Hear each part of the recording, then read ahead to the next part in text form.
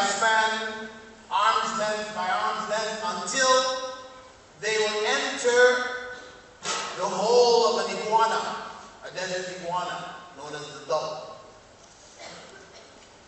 And you will follow them. So, this is the challenge. What state will we be when the trial comes? How prepared will we be for those trials? If we look at the period of ignorance prior to Islam, known as DAJJAL, and we look at the main characteristics of that period: idolatry, nakedness, sexual abandon, killing girls for honor, caste systems, man-made laws governing, no allegiance, tribalism, we will see that all of these characteristics are present amongst us today. Present amongst us today. Idolatry is amongst us in the form of grave worship. How many Muslims are caught up in grave worship? Going to the graves, praying to the dead, calling on intermediates between themselves and Allah. That element of idolatry is there in our midst. Widespread. So widespread that those who call to it, it's abandoned.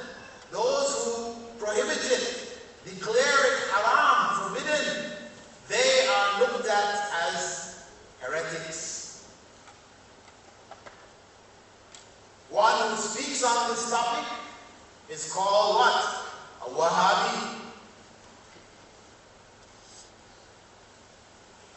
Because for the mass of Muslims, this form of idolatry has become such a norm that its opposition appears to be falsehood and misguidance and deviance. Nakedness in the Muslim world today, we see men and women wearing clothing which exposes aura, but it's a norm. It's a norm. I've seen in different parts of the Muslim world women who will wear tight clothing, exposing everything, but wearing a hijab on their heads. Got a hijab on. Alhamdulillah, it's better than not wearing a hijab. I do say that. Some people say, no, they shouldn't be allowed to wear the hijab. It's a mockery. No, it's better hijab than no hijab. But still, they are clothed yet unclothed. Nakedness has become a norm, an accepted norm.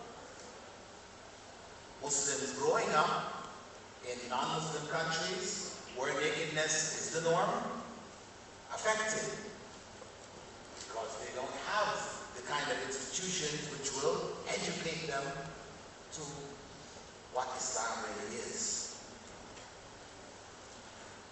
Sexual abandon. What we find just recently in Egypt, a number of couples were arrested for wife swapping. Muslims. Not talking about the Christians, there are a bunch of Christians there in Egypt too. But no, these were Muslim couples using Facebook as their meeting place. Yeah? God. Wife swapping.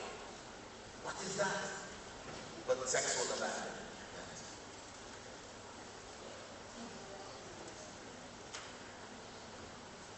Furthermore, in Jahiliyyah, We all know the story of Umar ibn al-Khattab burying his daughter,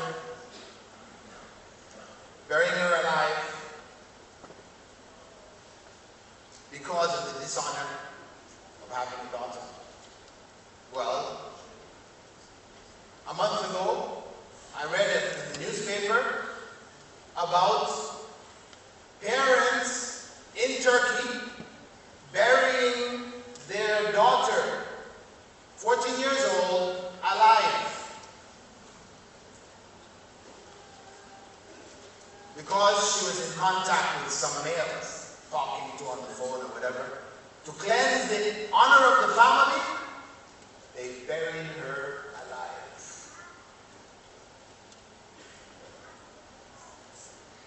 And almost every day, there are reports coming out of Jordan, out of Pakistan, of brothers, fathers, uncles, sons, executing their sisters, their mothers, to cleanse the honor of the family, which they call honor killing, which has no place in Islam, but it's happening. And the caste system is alive amongst Muslims. What are the sayyids and the sharifs but a caste who can't marry outside of their group? We have it.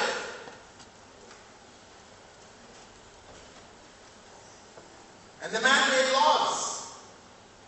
The majority of Muslim countries are ruled by so-called democratic laws. Military dictatorships, or even secular democratic rule. That was the state of Jahiliyyah.